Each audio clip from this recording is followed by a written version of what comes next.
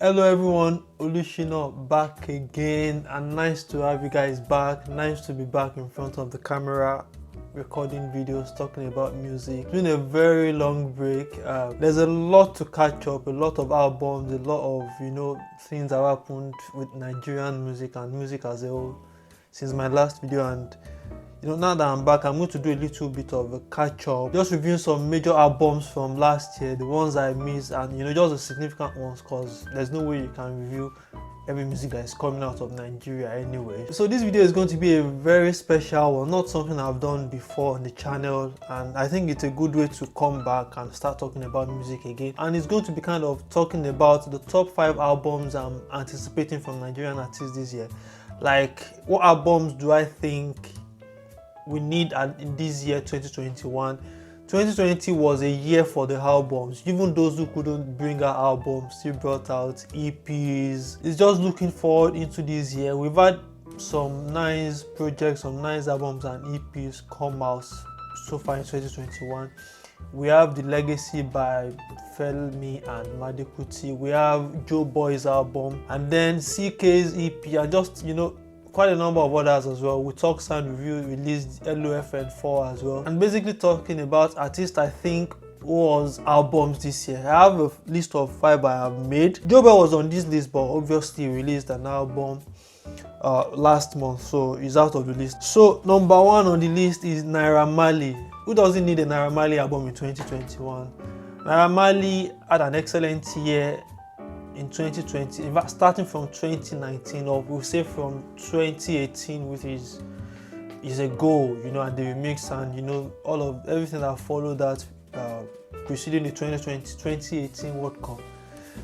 And he's had success as an individual artist, he's had success as a record label owner with the likes of Zinoliski, Mobile with KPK, this thing with his Chrome EP, and Naira Marley has just had an outstanding year last year, and I think we are all expecting him to give us an album, to give us a work that we can attach to his name. Although he has an EP, Lord of Lamba EP from 2019, from late 2019. I reviewed that EP on this channel, so you can check out. I'll leave the link up here in the cards. He has an EP from 2019, and it would be nice to see how much they can bring that Malian sound, that street sound, into a work, into a 10, 11 or even 15 track project. And I'm really expecting, we've had some singles like Koleye Won, like Chichi, and as they go, just building up to this album, and we expect that sometimes this year, maybe in the second quarter or so, or whatever time it feels is right, it's going to drop something for us, and I am definitely expecting and anticipating that. The second person is Rema, and again, Rema is someone that needs to give us an album in 2021.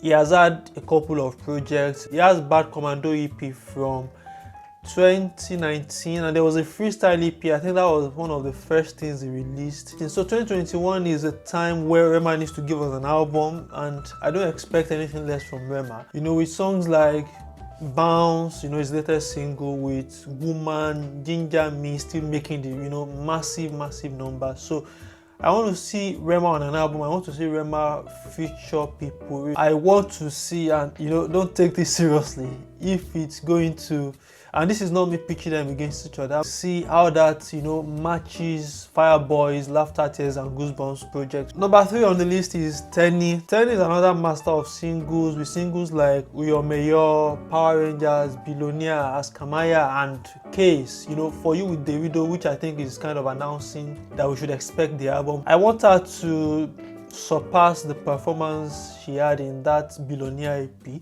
which is a good EP. It's not just what we expected from Tenny, considering the run she had preceding that EP. She had songs like Uyo Mayor, like Case, and Power Rangers and some other ones, but that EP did not really live up to the expectations. Okay, number 4, you didn't see this coming. Number 4 is Omale. Yeah, who doesn't want an Omale album in 2021? Omale has had 2 wonderful projects, 2 wonderful EPs. But he has momentum with him, he has the numbers, he has the fame, he has, he has the base now, and I think it will be a wise decision to build on that momentum really. And I'm expecting something from him this year, an album to be precise. Why not build on that momentum? Why not build on that popularity and the numbers you have now? You never know, the music industry is a volatile industry.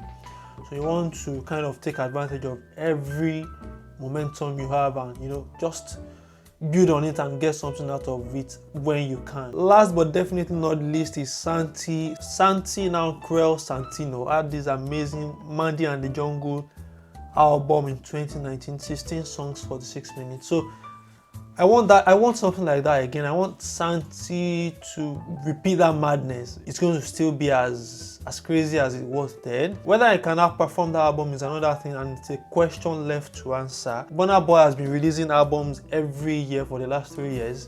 Tory Lanez has been releasing albums almost every year for the last 4 or 5 years. So who says you can't release an album every year and still get excellent, still get wonderful songs, wonderful projects? I'm expecting something from Santi. I'm expecting a repeat of that Mandy and the Jungle madness in 2021. All right guys, that's my top 5. Just a quick recap again. Number 1 was Naira Marley. Number 2 is Rema. I definitely need something from Rema. Tenny, Omale, and number 5 is Santi. Let me know in the comment section who you are really expecting albums from this year. It would be nice to have that discussion and get that discussion started. All right guys, thanks for watching, and if you like this video, please smash the like icon. The subscribe button is just there as well, so click on that, subscribe to the channel and turn on notifications. Until I see you in the next video, have fun, enjoy life, love.